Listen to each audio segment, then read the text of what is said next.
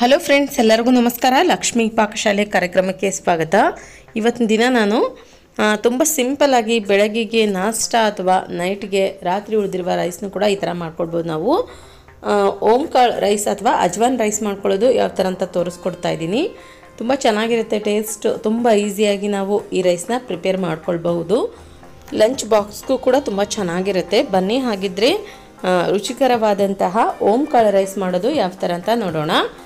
ಮೊದಲಿಗೆ gas on ಮಾಡ್ಕೊಂಡ್ಬಿಟ್ಟು ಒಂದು ಪಾತ್ರೆಯಲ್ಲಿ ಎಣ್ಣೆ ಇಟ್ಕೊಳ್ಳಿ. ಎಣ್ಣೆ ಬಿಸಿ ಆದ ನಂತರ ಸ್ವಲ್ಪ ಕಡಲೆಬೇಳೆ, ಉದ್ದಿನಬೇಳೆ, ಶೇಂಗಾ ಬೀಜ, ಸಾಸಿವೆ, ನಂತರ ಜೀರಿಗೆ ಹಾಕ್ಕೊಳ್ಳಿ. ಗೋಡಂಬಿ ಹಾಕ್ಕೊಳ್ಳೋಣ. ಇದನ್ನ ಇವಾಗ ಸ್ವಲ್ಪ ಫ್ರೈ ಮಾಡ್ಕೊಳ್ಳಿ, ಕಲರ್ ಚೇಂಜ್ ಆಗೋವರೆಗೂ.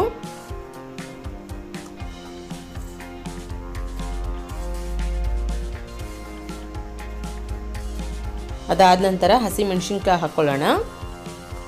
ನಂತರ ಒಣಮೆಣಸಿನ್ಕಾಯಿ ಹಾಕ್ಕೊಳ್ಳಿ ಒಂದೆರಡು. ಇದನ್ನ ಇವಾಗ ತಿರ್ಗಾ ಒಂದ್ಸಲ ಚೆನ್ನಾಗಿ ಮಿಕ್ಸ್ ಮಾಡ್ಕೊಳ್ಬೇಕು.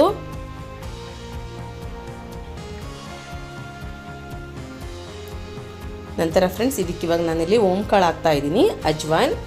ಓಂಕಾಳು ಸೇರಿಸ್ಕೊಂಡ ನಂತರ ಸ್ವಲ್ಪ ಕರಿಬೇವಿನ ಸೊಪ್ಪು ಹಾಕ್ಕೊಳ್ಳಿ.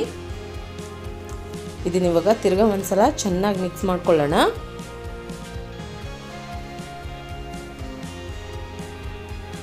ಓಕೆ, ನೋಡಿ ಈ ಥರ ಮಿಕ್ಸ್ ಮಾಡ್ಕೊಂಡ ನಂತರ ಇದಕ್ಕೆ ಇವಾಗ ನಾವು ಉಪ್ಪು ಹಾಕ್ಕೊಳ್ಳೋಣ. ಉಪ್ಪು ರೈಸ್ಗೆ ಹಾಕಿರ್ತೀರಲ್ಲ, ಸೊ ನೋಡ್ಕೊಂಡು ಹಾಕ್ಕೊಳ್ಬೇಕು ಈ ಟೈಮ್ನಲ್ಲಿ.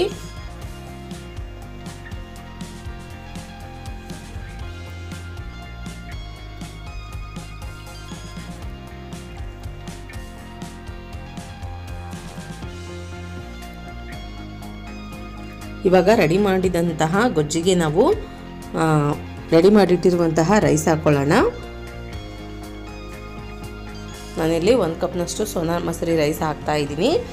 ನೀವು ಮನೇಲೆ ರೈಸ್ ಮಿಕ್ಕಿದ್ರೆ ಅದರಿಂದನೂ ಕೂಡ ಮಾಡಬಹುದು, ತುಂಬ ಚೆನ್ನಾಗಿರುತ್ತೆ. ಇದನ್ನ ಇವಾಗ ಚೆನ್ನಾಗಿ ಮಿಕ್ಸ್ ಮಾಡ್ಕೊಳ್ಳಿ.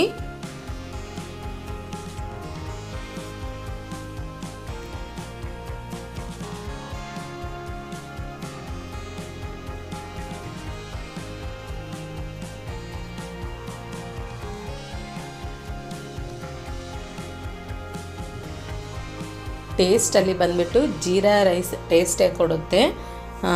ಆರೋಗ್ಯಕ್ಕೆ, ಡೈಜೆಷನ್ಗಾಗಿರಬಹುದು ತುಂಬ ಒಳ್ಳೆಯದಂತಲೇ ಹೇಳಬಹುದು. ಕೊನೆಯದಾಗಿ ಸ್ವಲ್ಪ ಕೊತ್ತಂಬರಿ ಸೊಪ್ಪು ಹಾಕ್ಕೊಳ್ಳಿ, ಕ್ಲೀನಾಗಿ ವಾಶ್ ಮಾಡಿ ಕಟ್ ಮಾಡ್ಕೊಂಡ್ಬಿಟ್ಟು. ಓಕೆ, ನೋಡಿ ಫ್ರೆಂಡ್ಸ್, ಇವಾಗ ರುಚಿಕರವಾದಂತಹ ಓಂಕಾಳು ರೈಸ್ ಇಲ್ಲಿ ರೆಡಿಯಾಗಿದೆ. ನೋಡಿದ್ರಲ್ಲ ಯಾವ ರೀತಿಯಾಗಿ ನಾವು ತುಂಬ ಸಿಂಪಲ್ಲಾಗಿ ಟೇಸ್ಟಿಯಾಗಿ ಓಂಕಾಳು ರೈಸ್ ಮಾಡೋದಂತ. ನಾನು ಮಾಡಿರೋ ಈ ರೆಸಿಪಿ ನಿಮಗೆ ಇಷ್ಟ ಆಗಿದ್ರೆ ಪ್ಲೀಸ್ ಲೈಕ್ ಮಾಡಿ, ಶೇರ್ ಮಾಡಿ, ಕಮೆಂಟ್ ಮಾಡಿ. ಇನ್ನಷ್ಟು ಈಸಿ ರೆಸಿಪೀಸ್ಗಾಗಿ ನಮ್ಮ ಲಕ್ಷ್ಮೀ ಪಾಕಶಾಲೆ ಚಾನಲ್ಗೆ ಸಬ್ಸ್ಕ್ರೈಬ್ ಆಗೋದು ಮಾತ್ರ ಮರಿಬಾರ್ದು. ಮತ್ತೆ ಒಂದು ಇಂಟ್ರೆಸ್ಟಿಂಗ್ ರೆಸಿಪಿಯೊಂದಿಗೆ ಬರ್ತೀನಿ ಮುಂದಿನ ಸಂಚಿಕೆಯಲ್ಲಿ. Keep watching. Thank you. Bye.